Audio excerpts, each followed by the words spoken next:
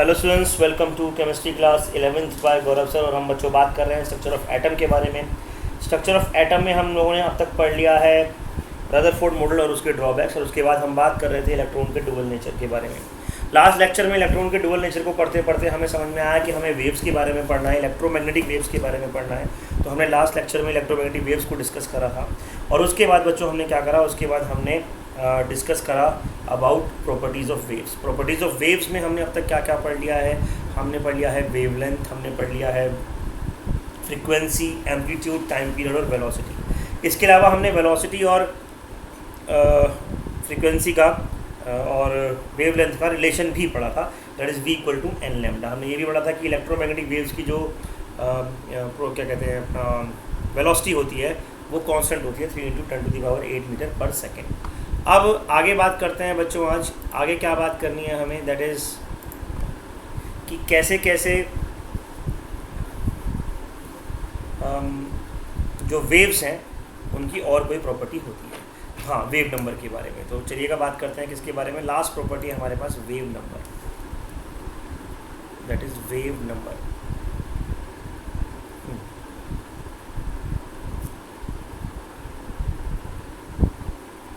हाँ जी, क्या होता है वेव नंबर, इसको समझते हैं। देखिए, हमने जब बात करी थी वेवलेंथ के बारे में तो मैंने आपको कहा था कि किसी भी वेव की जो वेवलेंथ होती है, वेवलेंथ ऑफ एनी वेव, वो लैम्डा, जिसे हम लैम्डा से डिनोट करते थे, वो क्या होती है basically, it is the distance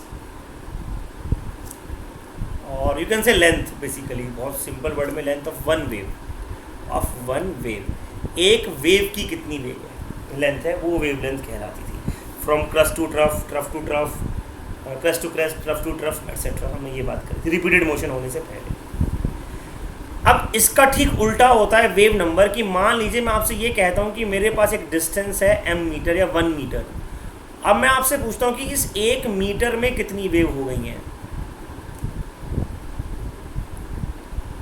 तो ये कहलाएगा क्या बच्चों, वेव नंबर। 1 मीटर में या किसी एक लेंथ में कितनी वेव है वो कहलाता है वेव नंबर, और एक वेव की कितनी लेंथ है ये कहलाता है वेव लेंथ। जैसे 1 सेकंड में कितनी वेव्स गई थी वो फ्रीक्वेंसी था, और एक वेव की कितनी टाइम में हो रही है एक वेव पूरी, उसका एक ऑसिलेशन पूरा हो रहा है, वो उसका टाइम पीरियड था। और हमने पढ़ा था कि जो फ्रीक्वेंसी होता है वो टाइम पीरियड के डायरेक्टली प्रोपोर्शनल, इन्वर्सली प्रोपोर्शनल होता है। ऐसे ही वेव नंबर लिखिएगा, वेव नंबर हेडिंग डालिएगा, wave number is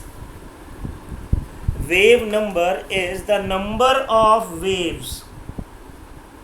Wave number is the number of waves per centimeter या per unit length. Wave number is the number of waves, the number of waves per unit length.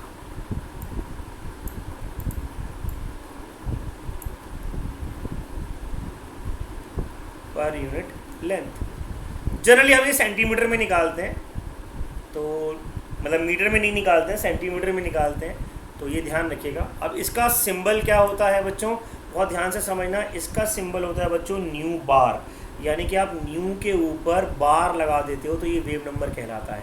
New के ऊपर बार लगा देते हो तो ये wave number कहलाता है। और वेव नंबर किसके डायरेक्टली प्रोपोर्शनल, या ये कह लीजिए किसके इक्वल होता है एक तरीके से, ये 1/λ के इक्वल होता है। तो इसकी यूनिट क्या हो जाएगी, सेंटीमीटर इन्वर्स हो जाएगी, मीटर इन्वर्स हो जाएगी, आर्मस्ट्रॉन्ग इन्वर्स हो जाएगी, यानी कि लेंथ की जो यूनिट होती है उसका इन्वर्स कहलाएगा क्या, उसका इन्वर्स कहलाएगा वेव नंबर। तो wave number is the number of waves per unit length. किसी लेंथ में कितनी वेव्स आ रही हैं वो वेव नंबर कहलाता है। तो बच्चों हम लोग पढ़ चुके हैं 5 प्रॉपर्टीज़ या 6 प्रॉपर्टीज़ के बारे में। कौन कौन सी हमने पढ़ी, वेवलेंथ। कोई भी प्रॉपर्टी में दिक्कत हो आप पूछ सकते हैं मुझसे, you can ask me now. हमने पढ़ा एम्पलीट्यूड, हमने पढ़ा नंबर 3 फ्रीक्वेंसी, जिसको हम न्यू या एन से डिनोट करेंगे। और नंबर 4 हमने पढ़ा वेलोसिटी, वी और सी से डिनोट करेंगे। और नंबर 5 हमने पढ़ा क्या, टाइम पीरियड। और नंबर 6 हमने पढ़ा क्या, नंबर 6 हमने पढ़ा बच्चों वेव नंबर। तो वेव नंबर भी इम्पॉर्टेंट है, इस पर एग्ज़ाम में क्वेश्चन आते हैं, इसमें कंपटीशन में क्वेश्चन आते हैं, और आगे आने वाला कॉन्सेप्ट भी इसी पे डिपेंड करने वाला है। ठीक है जी। सर नॉन सर्कुलर वेव कैसी दिखती हैं? नॉन सर्कुलर वेव कैसी दिखती हैं? ऐसी दिखती हैं, ऐसी दिखती हैं। सर्कुलर में क्या हुआ, हमने ये करा, हमारे पास कर्व आ गए। तो जैसे जैसे सर्कल बिगड़ता जाएगा वो नॉन सर्कुलर वेव होती जाएंगी, समझे? नॉन रिदमिक, नॉन सर्कुलर, ये सब वर्ड्स आप फिजिक्स में आराम से पढ़ोगे, टेंशन मत, ठीक बेटा, कोई बात नहीं। तो इस तरीके से आप कोई भी क्वेश्चन से पूछ सकते हैं। चलिए आप मत पूछिए, मैं क्वेश्चन पूछता हूँ आपसे और समझते हैं। हम लोगों ने एक चीज़ बहुत इंपॉर्टेंट समझी थी, मैं उसको दोबारा आपको रिवाइज करा देता हूँ। लास्ट टर्म पर हमने पढ़ा था वेलोसिटी क्या होता है। वेलोसिटी होता है डिस्टेंस अपॉन टाइम, और हमने वेलोसिटी का फॉर्मूला यहाँ पर क्या पढ़ा था, velocity is wavelength into frequency. याद रखिएगा, velocity is wavelength into frequency. अब इस कॉन्सेप्ट को आगे बढ़ाते हैं, थोड़ा सा इसको आगे और समझते हैं क्या कहना चाह रहे थे हम। जब हम इलेक्ट्रोमैग्नेटिक वेव्स की बात करते हैं तो हम बोलते हैं कि वेलोसिटी कांस्टेंट है, जिसकी वैल्यू कितनी है, वैल्यू है उसकी क्या, 3 × 10⁸ मीटर पर सेकेंड। इसका मतलब वेलोसिटी चेंज नहीं होती अनलेस अनटिल आप मीडियम चेंज ना करें। ये हम बात कर रहे हैं वैक्यूम की, याद रखिएगा, ये हम बात कर रहे हैं वैक्यूम की। तो आप मीडियम चेंज करेंगे तो बात की बात है। हमने 9th क्लास में, सॉरी 10th क्लास में पढ़ा था कि जब आपकी लाइट रेयर मीडियम से डेंसर मीडियम में जा रही है तो वेलोसिटी पे क्या फ़र्क पड़ेगा वगैरह वगैरह। तो हम इसकी बात कर रहे हैं, ठीक, हम मीडियम चेंज नहीं कर रहे। दूसरी बात, हमने ये कहा कि अगर हम इसको ये बोल रहे हैं कि ये वेलोसिटी कांस्टेंट है तो हम कांस्टेंट की जगह 1 लिखकर directly proportional into lambda into new करा था।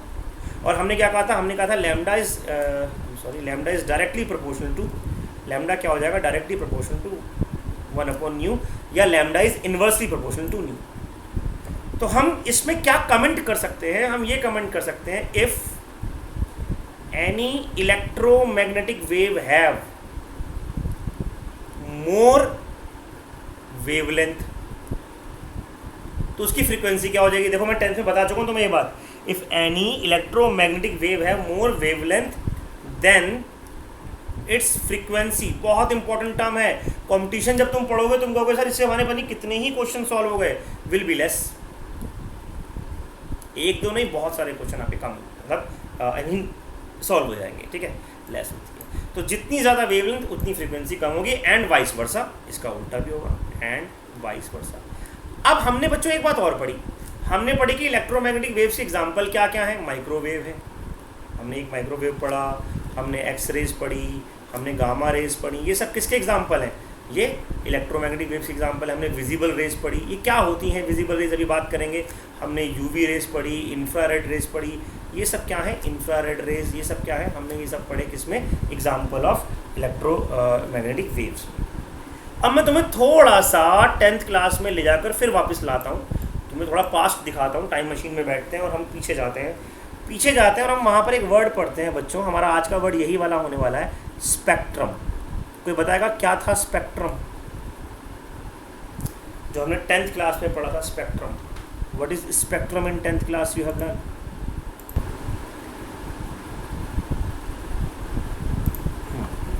आप समझिएगा, सॉरी फॉर द डिले, आप समझिएगा स्पेक्ट्रम क्या होता है। व्हेन आपने जो पढ़ा, जो आपने 10th क्लास में पढ़ा, when white light is pass through, मैं पूरा समझाऊंगा, टेंशन मत लो। A prism it splits into 7 constituent colour. ये स्पेक्ट्रम नहीं है, ये तो क्या है, ये तो स्प्लिटिंग ऑफ वाइट लाइट है, कंस्टिट्यूएंट कलर। और उसके बाद व्हेन वी ऑब्टेन्ड, जब हम इस कलर को ऑब्टेन करते थे कहाँ पर, स्क्रीन पर, जब हमें 7 अलग रंग स्क्रीन पे मिलते थे। याद करिएगा, जब हमें ये 7 अलग रंग स्क्रीन पे मिलते थे तब हमने इसको नाम दिया था क्या, spectrum of white light. Spectrum of white light, याद है, स्पेक्ट्रम ऑफ वाइट लाइट। तो ये क्या हुआ स्पेक्ट्रम, ये क्या था, इट इज, स्पेक्ट्रम क्या हुआ, ध्यान से समझिएगा, it is arrangement of different colours of light. ये हमने कहाँ पढ़ा था, 10th में। अभी हम कलर वालर वर्ड यूज नहीं करने वाले, पर फिर भी समझेगा, ये हमने पढ़ा था कहाँ पे, 10th में। डिफरेंट कलर ऑफ लाइट कैसे? इन इंक्रीजिंग और, ये इंपॉर्टेंट वर्ड है अब, इंक्रीजिंग और डिक्रीजिंग ऑर्डर ऑफ। क्या? अगर मैं यहां से यहां जा रहा हूं तो क्या बढ़ रहा है? यहां से यहां बढ़ रहा है वेवलेंथ। याद है रेड लाइट की वेवलेंथ सबसे ज्यादा होती थी, ऑफ वेवलेंथ या फिर फ्रीक्वेंसी, जो तुम्हारा मन करे उससे कर लो, उससे कोई फर्क नहीं पड़ता। तो आपको वेवलेंथ और फ्रीक्वेंसी के हिसाब से कलर जब आपने रखे, विबग्योर जब आपने बनाया, तो उसको आपने व्हाइट लाइट का स्पेक्ट्रम बोला। अब मैं आपसे ये कहता हूं, बात समझ में आ रही है? देखो मेरी जो मैं कहना चाह रहा हूं समझ में आ रहा है नहीं आ रहा बच्चों? अब मैं आपसे ये कहना चाह रहा हूं यहां पर, क्या मैं आपसे ये कहना चाह रहा हूं कि हम व्हाइट लाइट की जगह सारी की सारी इलेक्ट्रोमैग्नेटिक वेव्स यूज कर लेते हैं। मुझे बताओ हमें क्या प्रॉब्लम है? हम व्हाइट लाइट की जगह सारी की सारी, आ गया, अच्छा मैं कह रहा कहाँ गया, मुझे समझ में नहीं आ रहा था। हम सारी की सारी इलेक्ट्रोमैग्नेटिक वेव्स यूज कर लेते हैं।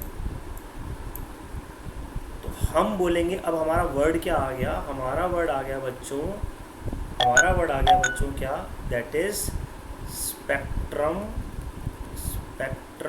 Of of electromagnetic rays, of electromagnetic waves, यानी कि सिर्फ व्हाइट लाइट नहीं, सारी इलेक्ट्रोमैग्नेटिक वेव्स।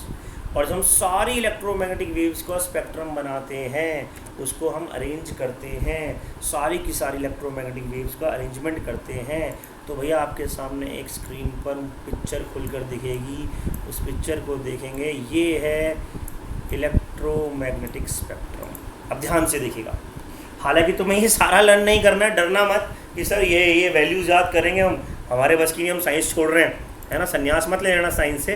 तो तुम्हें साइंस छोड़वाने का मेरा कोई भी मन नहीं है। I don't want you people to get discouraged by this thing. तो आपको इससे डिस्करेज नहीं होना है, लेकिन हाँ मैं समझा रहा हूँ, मैं सारी बात रिपीट कर रहा हूँ मेरा, मैं समझा रहा हूँ। मैं क्या कह रहा हूँ कि आपने क्या करा, अब आपने क्या लिखा, ध्यान से देखना। अब आपको यहाँ पे दिख रही होंगी ये वाइट लाइट, सॉरी ये अलग अलग चीज़ें दिख रही है ना। देखो यहाँ पर ध्यान से देखो, ये क्या लिखा है? Cosmic radiation, gamma radiation, X-ray radiation, ultraviolet. फिर ये बीच का ये जो रीज़न है, ये वाला जो रीज़न है, ये वाला, ये पूरा का पूरा यहाँ से यहाँ तक दिख रहा है, ये पूरा का पूरा रीज़न। ये पूरा रीज़न इन्होंने बड़ा करके दिखा दिया है। ये इतनी सी जगह पर है, ये सारा का सारा, बस इतनी सी जगह पर है ये सारा का सारा। ये जो बीच का रीजन इतनी सी जगह पर है, ये क्या कहलाता है? ये पूरा का पूरा कहलाता है विजिबल रीजन। ठीक, फिर इंफ्रारेड रेडिएशन, फिर उसके बाद तुम्हारे काम की है माइक्रोवेव, रेडियो वेव्स, फिर अल्टरनेटिंग करंट, ठीक है ना, उसकी frequency high medium frequency of alternating current आ गया। ये सारी चीज़ें तुम्हारे सामने आ रही हैं। अब समझो मैं क्या कहना चाह रहा हूँ। मैंने क्या करा, मैंने जितने भी इलेक्ट्रोमैग्नेटिक वेव्स थे सबके कुछ मतलब जितने एग्जाम्पल मैं ले सकता था वो उठाए और उनको अरेंज कर दिया। कैसे अरेंज कर दिया? अब ध्यान से देखेंगे, आप देखेंगे कॉस्मिक वेव्स की वेवलेंथ कितनी है मीटर्स में। कॉस्मिक वेव की वेवलेंथ दिख रही है कितनी है? 10⁻⁻15। फिर वेवलेंथ बढ़ गई, ये बढ़ रही हैं, घट नहीं रही हैं। तो वेवलेंथ यहाँ आते आते वेवलेंथ क्या हो गई? इंक्रीज हो गई, मैक्सिमम हो गई। यहाँ आते आते वेवलेंथ कैसी हो गई? मैक्सिमम हो गई। चेक करो वेवलेंथ कैसी हो गई? मैक्सिमम हो गई। चेक करो, बोलो। ये बात समझ में आई कि वेवलेंथ मैक्सिमम हो गई? इतनी बात समझ में आ रही है? चेक कर अभिनव, देख मेरे बच्चे, कॉस्मिक रेडिएशन, गामा रेडिएशन, तो मैंने इनको अरेंज कर दिया। अच्छा ऊपर देखो, विजिबल रेज की बात करें, खाली इतने एरिया की बात करें तो सबसे कम 400 नैनोमीटर की वॉयलेट रेज होती हैं, 400 नैनोमीटर की वॉयलेट रेज होती हैं, और 700 नैनोमीटर की रेड वेव्स होती हैं, और 700 नैनोमीटर की रेड वेव्स होती हैं। तो आपने जो 10th क्लास में पढ़ा था ना मेरे बच्चे, 10th क्लास में आपने केवल ये पढ़ा था, ये वाला रीज़न, केवल ये वाला रीज़न पढ़ा था। लेकिन अब आपको इससे आगे हटकर पढ़ना है। आपने जो पढ़ा वो ये पढ़ा, द ह्यूमन विजिबल स्पेक्ट्रम, यानी कि इलेक्ट्रोमैग्नेटिक वेव्स में आप केवल ये वाली जगह आप देख सकते हो जो मैंने शेड करा, हाईलाइट करा है, केवल ये आपको दिखती है। इससे पीछे, इससे आगे, यानी कि ना तो आप अल्ट्रा वायलेट देख सकते हो, ना आप इंफ्रारेड देख सकते हो। अच्छा ध्यान से देखो, अल्ट्रा वायलेट भी बहुत बढ़िया एग्जाम्पल फोटो है ये। इसमें अल्ट्रा वायलेट भी 3 तरह की हैं, UVC, UVB, UVA, ABC, 3 waves होती हैं अल्ट्रा वायलेट। और मैं तुम्हें बता दूं, जो UVC होती है वो आपको कैंसर कॉज करती है। हमने पढ़ा था ना ultraviolet rays can cause skin cancer और म्यूटेशन 10th क्लास में। तो ये जो UVC होती है ये आपको कैंसर कॉज करती है, खतरनाक होती है। फिर इससे ज़्यादा खतरनाक कौन सी है? इससे ज़्यादा खतरनाक है एक्स रेज। फिर इससे ज़्यादा खतरनाक कौन सी है? Gamma rays. यानी कि जितना आप इस साइड जा रहे हो आपको खतरा बढ़ रहा है, आपके लिए डेंजर बढ़ रहा है। क्यों बढ़ रहा है बताऊंगा थोड़ी देर में, लेकिन ये बात समझ में आई? परी, दीपांशु, सबको समझ में आ रही है बच्चों? तो हमने क्या करा, हमने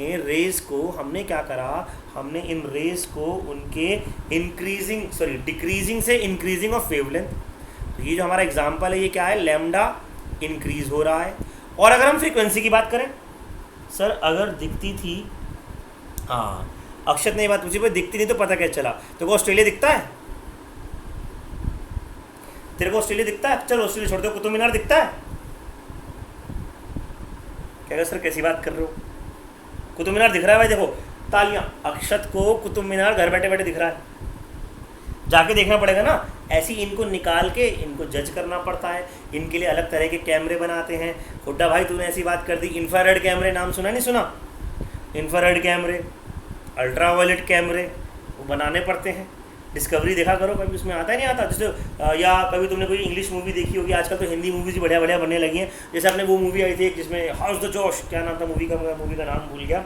तो वहाँ पर वो क्या होता है, वो अपना कौशल जो भी हीरो होता है, हाँ उरी है ना, वो कैमरे लगा कर जाते हैं, उसमें आदमी की जगह लाल लाल रंग दिखाई दे रहा होता है। ऐसी डिस्कवरी पे जब आप देखते हो कि कोई बाज किसी चूहे को देख रहा होता है तो लाल रंग दिखाई दे रहा होता है। अभी बताऊंगा, बड़ा मज़ा आने वाला है इसमें तुम्हें पढ़ने में। वो क्या है, वो इंफ्रारेड वेव्स देख रहे होते हैं उससे स्पेशल कैमरे से। तो वो स्पेशल इक्विपमेंट्स बनाए गए, समझ गए? इलेक्ट्रॉन भी तो नहीं देखा ना किसी ने आज तक, एटम भी नहीं देखा, सेल भी नहीं देखा, पर इक्विपमेंट बनाए ना, माइक्रोस्कोप बनाया। अब तुमने कहा कि कुतुब मीनार कैसे देखा? जाके देखा तो गाड़ी बनाई, है ना। अगर मान ले तू मिनट में रहता होता और आज से 100 साल पहले 200 साल पहले की बात करें तो दिल्ली जाना अपने आप में आफत हो जाती, है ना। तो बस गाड़ी ये सब बनी तभी तो आराम से देख पा रहे हो। तो ये सब क्या है? खैर फिलहाल ये है इंक्रीजिंग ऑर्डर। और फ्रीक्वेंसी का क्या है? Decreasing order. चेक करेंगे, ये frequency 10 to the power 23 hertz, 10 to the power 23 hertz दिख रहा है। और फिर 10 to the power 21, 19, 18, 17, 15, 13, 12, 9 आते आते 10 की पावर 2 हर्ट्ज रह गई। अच्छा, अब मैंने कहा कि खतरनाक वेव्स, हालांकि मैं इसको डिस्क्राइब भी करूंगा और मैं आपको ये बताऊंगा कि कैसे ये पता लगाया। एक मैक्स प्लांक नाम के साइंटिस्ट ने बताया था, मैंने आपको 10th में इनके बारे में बताया था, हम थोड़ी देर में पढ़ने वाले इनके बारे में, इस महान व्यक्ति के बारे में। Is one of the greatest person, one of the greatest quantum mechanics के जिसको कहते हैं कि उत्पत्ति करता है। इन्होंने क्वांटम मैकेनिक्स को निकाला था, सबसे पहले क्वांटा वर्ड इन्होंने दिया था। इन्होंने ही बताया कि जिसकी फ्रीक्वेंसी ज़्यादा होती है उसमें एनर्जी बहुत ज़्यादा होती है। अभी थोड़ी देर में हम इसे पढ़ने वाले हैं। और जिसमें एनर्जी ज़्यादा होती है वो पेनिट्रेट कर जाती है। तो आपकी बॉडी में कौन सी रे पेनिट्रेट करेगी ज़्यादा? गामा रेस पेनिट्रेट करेंगी या रेडियो वेव्स पेनिट्रेट करेंगी?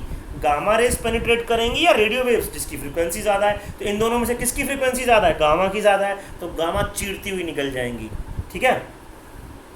तो जैसे मान लो गामा रेस के बारे में किसी को कुछ कहना हो, जैसे मान लो किसी की आंखों की तारीफ़ करनी हो, कहते हैं ना कि तुम्हारी आंखें चीरती हुई मेरे दिल में आ गई, तो क्या बोलोगे? Your eyes are like gamma rays, ठीक है। मतलब कुछ भी पोइट्री मार देना, साइंटिफिकली पोइट्री सी, तो टीचर भी खुश, बच्चे भी खुश, तुम्हें बात भी समझ में नहीं आ गई और काम आसान हो गया। पेनिट्रेट करना मतलब आर पार हो जाना। जैसे एक्स बेटा पता पेनिट्रेट पूछ रहा है क्या होता है? अब CBSE स्कूल में हो, कहाँ हो? पेनिट्रेट मतलब बेटा आर पार निकल जाना। जैसे एक्स रेज बॉडी के आर पार निकल जाती हैं, गामा रेज और भी आर पार निकल जाएंगी, जला कर निकल जाएंगी। तो ये बहुत खतरनाक वेव्स होती हैं हमारे लिए। कॉस्मिक रेज बहुत खतरनाक होती हैं, बहुत ज़्यादा हार्मफुल होती हैं। कौन सी वेव कम हार्मफुल है? माइक्रोवेव वाली कम हार्मफुल है। ये ओवन में यूज़ होती है, देखो माइक्रोवेव ओवन में। रेडियो वेव जो आप रेडियो सुनते हो, टीवी देखते हो, रेडियो वेव में भी कौन कौन सी आती हैं? रेडियो वेव में भी VHF, UHF, ये अलग अलग तरह की वेव्स होती हैं। अलग अलग तरह रेडियो होते हैं ना, आप क्या कहते हैं आकाशवाणी सुन रहे हो, रेडियो मिर्ची सुन रहे हो, कोई छोटी जगहों पर यूज़ हो रहा है, कोई बड़ी जगहों पर यूज़ हो रहा है। फिर FM आता है, FM होता है फ्रीक्वेंसी मॉड्यूलेशन। वो सब बात की चीज़ें हैं, वो सब आप फिजिक्स में पढ़ोगे। जब फिजिक्स में आप एंटीना वगैरह पढ़ोगे या आप बाई चांस आगे पहुंच गए केमिस्ट्री फिजिक्स पढ़ते पढ़ते 12th क्लास पार कर गए और इलेक्ट्रॉनिक्स एंड टेलीकम्युनिकेशन की इंजीनियरिंग करने लगे, वहाँ पढ़ोगे। खैर, तो ये सारी वेव्स हो गई। तो इनको हम क्या बोलते हैं? Electromagnetic spectrum. हम इस स्पेक्ट्रम में केवल कहाँ से कहाँ तक देख सकते हैं? हम केवल 400 से 700 नैनोमीटर तक देख सकते हैं। 400 से 700 नैनोमीटर। सर अगर इसके साथ अल्फ़ा और बीटा वेव्स होती तो क्या होता? बेटा वो भी हैं, मैंने सारी लिखी नहीं है, बहुत सारी वेव्स हैं। There can be hundreds of types of wave, hundred तो नहीं but there can be many type of waves जो कॉमन इंपॉर्टेंट एग्जाम में आती है, केवल वो लिखी हैं।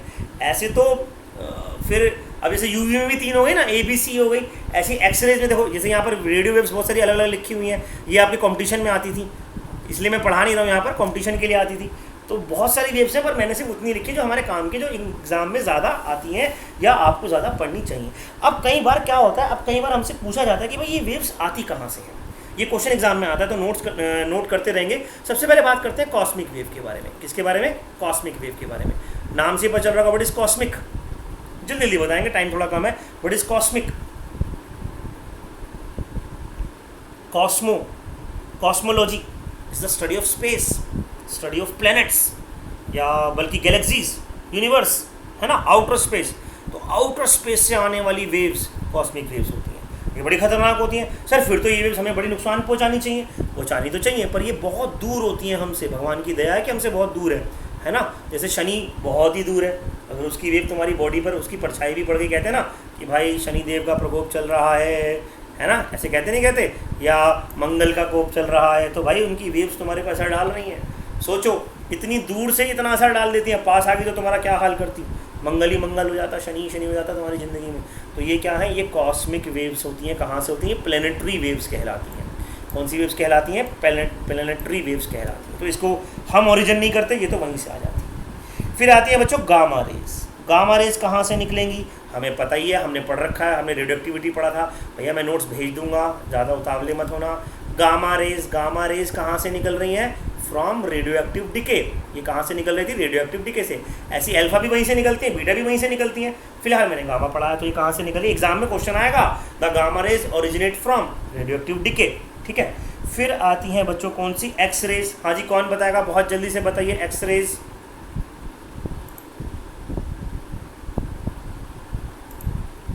एक्स रेज, परी बेटा, निहारिका एक्स रेज, हुड्डा साहब एक्स रेज, वंशिका, वैभव एक्स रेज। अरे नहीं यार, तुम भूल गए,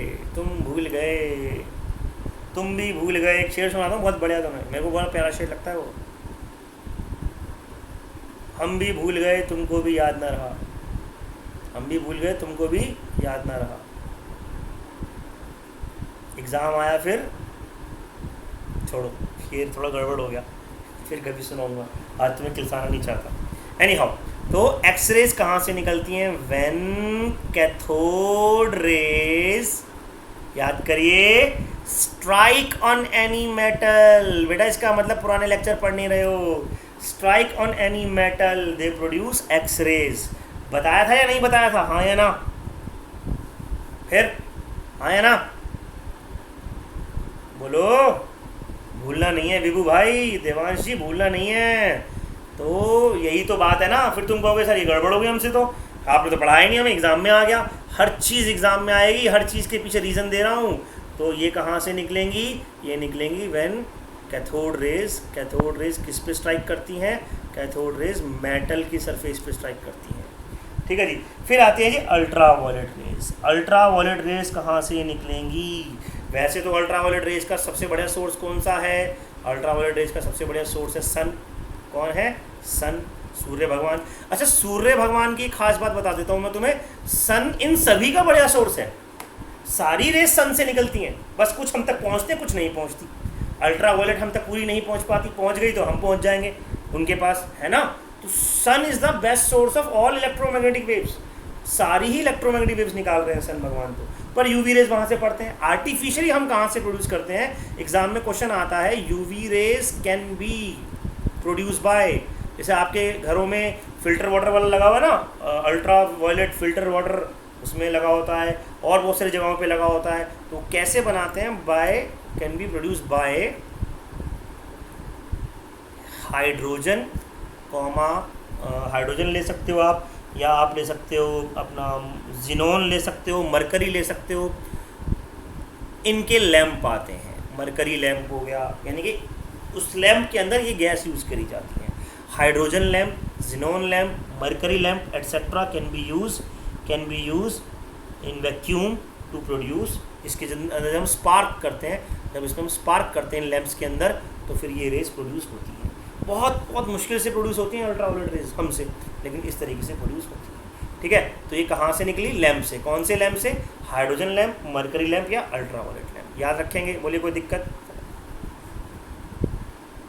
ये मेरी फेवरेट है इंफ्रारेड रेज। अच्छा, विजिबल तो मालूम है ना, घर में ट्यूबलाइट लगा रखी है, लगा रखी, और सन तो दे रहा है ना। ये तो कोई भी ल्यूमिनस ऑब्जेक्ट होगा उससे मिल जाएगी। क्यों मुस्कान, क्या हुआ? तुम्हारी मुस्कान कहाँ चली गई? क्या बात हो गई?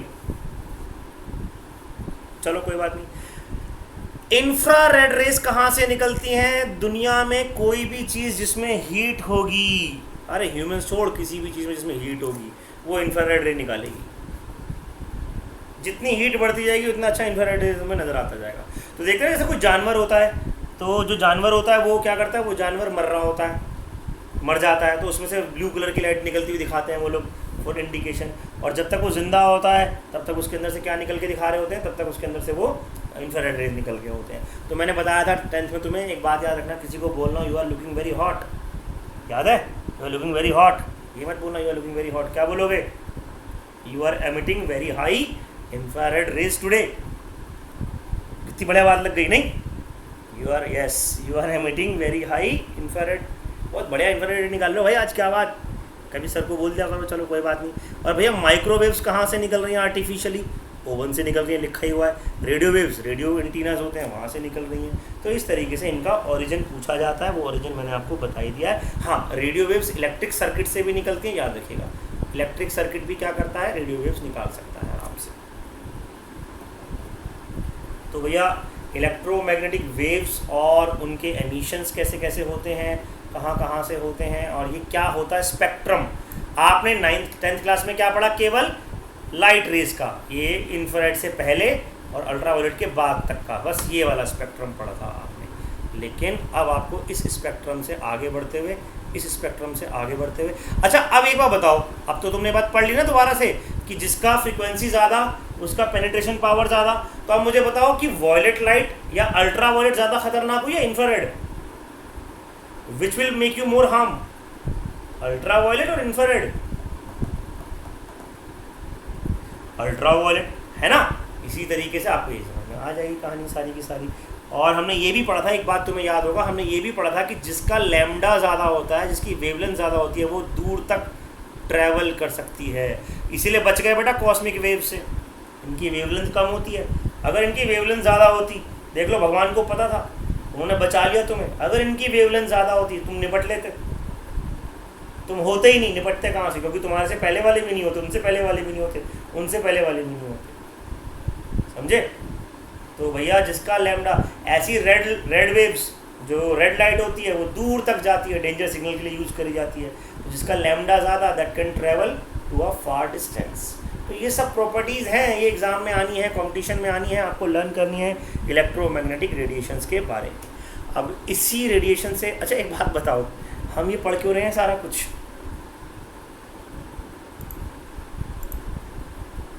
हम इनके बारे में बात कर रहे हैं, क्यों कर रहे हैं? ये क्या, कहाँ, क्या पढ़ रहे थे हम? कुछ याद भी है क्या पढ़ रहे थे? बात कहाँ से शुरू हुई थी? डुअल नेचर से नहीं हुई थी। हाँ, इलेक्ट्रॉन के बारे में से, इलेक्ट्रॉन का स्ट्रक्चर पढ़ना था। इलेक्ट्रॉन का स्ट्रक्चर पढ़ते पढ़ते इलेक्ट्रॉन के बारे में पढ़ना शुरू करा, फिर उसका डुअल नेचर पढ़ना शुरू करा, फिर इलेक्ट्रोमैग्नेटिक वेव पढ़नी शुरू करी। और सर वो कहाँ गया, इलेक्ट्रॉन का स्ट्रक्चर कहाँ गया, वो कैसे पढ़ेंगे? उसमें तो दिक्कत हो जाएगी बहुत ज़्यादा। तो भाई उसको भी बताया जाएगा, वहाँ पर ये स्टोरी आनी है अभी, इस स्टोरी को वहाँ तक लेके जाना है हमें, समझे? इसलिए बहुत इंपॉर्टेंट है, ये फालतू की चीज़ें नहीं है, ये सारी की सारी स्टोरी आपस में लिंक है। जब मैं तुम्हें बताऊँगा तुम कहोगे यार क्या मज़ा आ गया, ये आपस में लिंक कितनी बढ़िया तरीके से हुई है। बट आपको ध्यान रखनी है, तो ये सारी वेव्स आपको याद करनी है, कोशिश करो। अगर कंपटीशन में जाना चाहते हो तो ये वाला स्पेक्ट्रम का कम से कम ग्रेडेशन याद कर लो, ये वाला स्पेक्ट्रम का ग्रेडेशन। इनकी वैल्यूज़ याद नहीं करनी है, फ्रीक्वेंसी और अपना क्या कहते हैं वेवलेंथ की, लेकिन हाँ आपको ये ग्रेडेशन याद होना चाहिए कि किसकी वेवलेंथ कम है, किसकी वेवलेंथ ज़्यादा है। कितनी है वो कोई दिक्कत नहीं है इतनी ज़्यादा, पर याद कर लोगे तो कंपटीशन में काम आएगा। सर क्या हमें उस एक्सपेरिमेंट का आंसर मिल गया? हाँ बिल्कुल मिलेगा, मिल नहीं गया, हमें मिलेगा, मैं दूंगा, टेंशन क्यों ले रहा है? जब वादा किया तो निभाऊंगा, मैं कमिटमेंट करता हूँ, सलमान खान से भी ज़्यादा स्ट्रॉन्ग हूँ इस मामले में, बिल्कुल पूरा करूँगा। सर नोट्स में भेज देना, अच्छा मतलब क्या तुम अपने आप को केजरीवाल समझते हो क्या? हैं कुछ भी मतलब, मोदी जी गैस भेज दो, मोदी जी वैक्सीन भेज दो, मोदी जी ये कर दो, पहले तो खुद कर लेंगे फिर ये भेज दो, अपने आप करो, ये उतार लो, इसे कॉपी करो, नोट करो, कमाल ही कर रहा है। वाह, फीस भेजते हो तुम लोग जब मैं कहता हूँ? चलो भेजता हूँ भाई, कोशिश करता हूँ। ऐसे नोट्स में होंगे, जो मैंने तुम्हें प्रिंटेड नोट्स भेजे उसमें होंगे, टेंशन मत लो। हाँ तो स्क्रीनशॉट लेना किसने है? देखो ये लेक्चर तुम दोबारा देखो, एक काम करो, यूट्यूब पे जाकर देखना, वहाँ पर इसकी रिकॉर्डिंग भी अच्छी हो रखी है, मेरे चैनल पे जाना, वहाँ जाके देख लेना।